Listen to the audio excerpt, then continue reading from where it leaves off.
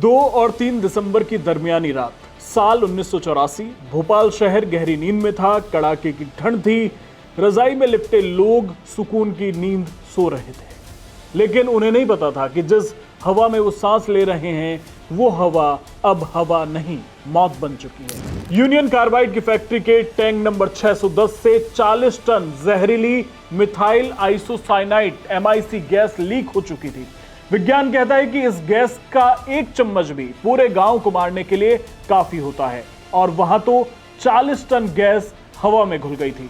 सरकारी आंकड़ों में मरने वालों की संख्या 5000 के आसपास बताई गई, लेकिन हकीकत में उस रात और उसके बाद के सालों में 20,000 से ज्यादा लोग मारे गए।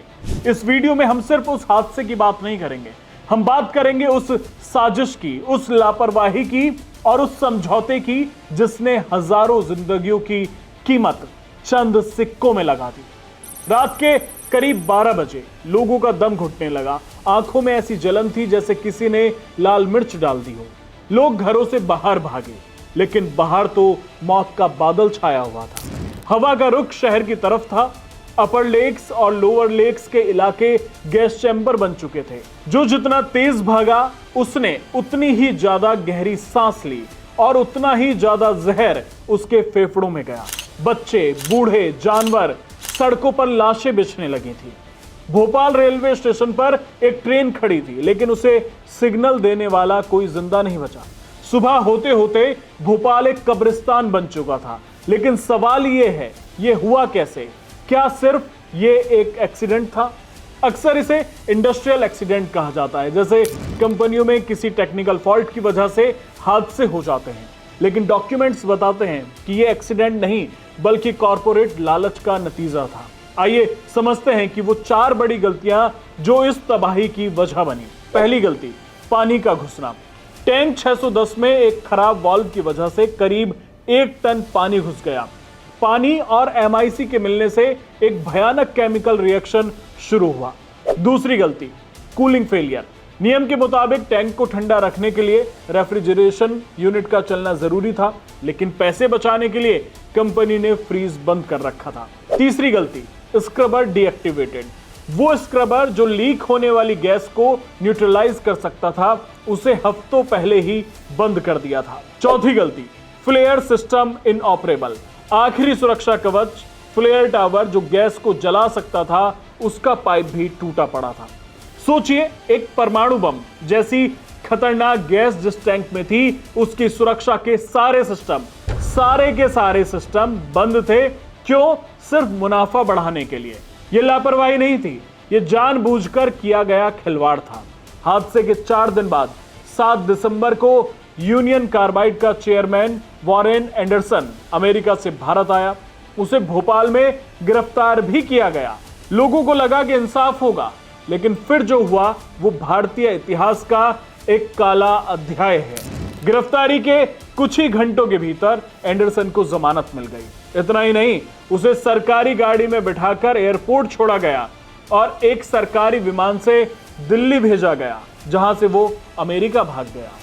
सरकार किसकी थी? सवाल ये उठता, किसके कहने पर हुआ? सरकार कांग्रेस की थी। उस वक्त मध्य प्रदेश के मुख्यमंत्री थे अर्जुन सिंह और देश के प्रधानमंत्री थे राजीव गांधी। कहा जाता है कि ऊपर से एक फोन आया था, लेट हिम गो, उसे जाने दो, और एंडरसन को जाने दिया गया। एंडरसन तो भाग गया, लेकिन पीछे छूट गए लाखों पीड़ित। उन्होंने हर्जाने के तौर पर $3 बिलियन की मांग की थी, लेकिन 1989 में राजीव गांधी की सरकार ने यूनियन कार्बाइड के साथ कोर्ट के बाहर एक समझौता कर लिया। सिर्फ $470 मिलियन। पीड़ितों की मांग का सिर्फ 15% हिस्सा। यह फैसला पीड़ितों से पूछे बिना लिया गया। प्रति व्यक्ति औसतन क्या मिला? कुछ हजार रुपए। पूरी जिंदगी की विकलांगता और कैंसर के बदले। यह कांग्रेस की राजीव गांधी सरकार ने किया था।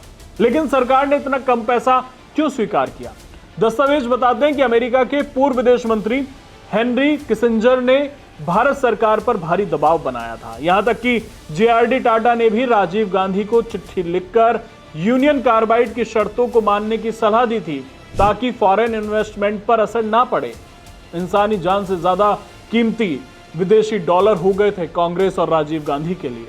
आज 40 साल बाद भी भोपाल में बच्चे विकलांग पैदा हो जाते हैं।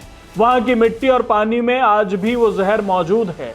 सरकारी आंकड़ों ने मौतों की संख्या 5295 पर रोक दी, लेकिन सरकार के अपने 2010 के एफिडेविट में माना गया कि असली संख्या 20,000 से 25,000 के बीच थी। भोपाल गैस त्रासदी हमें याद दिलाती है कि जब कॉरपोरेट लालच और राजनीतिक कायरता मिल जाते हैं तो आम आदमी की जान की कीमत कौड़ियों में लगा दी जाती है। यूनियन कार्बाइड ने आज तक ना तो उस कचरे को साफ किया और ना ही वॉरेन एंडरसन कभी भारतीय अदालत में पेश हुआ। वो अपनी मौत मरा, लेकिन भोपाल आज भी हर दिन मर रहा है। अगर आपको लगता है कि इस सच को और लोगों तक पहुंचना चाहिए तो इस वीडियो को शेयर जरूर करें। इतिहास को याद रखना जरूरी है ताकि वो खुद को दोहरा ना सके। आपको कांग्रेस की अर्जुन सिंह और राजीव गांधी की तत्कालीन सरकारों पर, कांग्रेस के रवैये पर क्या कहना है वो हमें कमेंट बॉक्स में जरूर बताएं। धन्यवाद।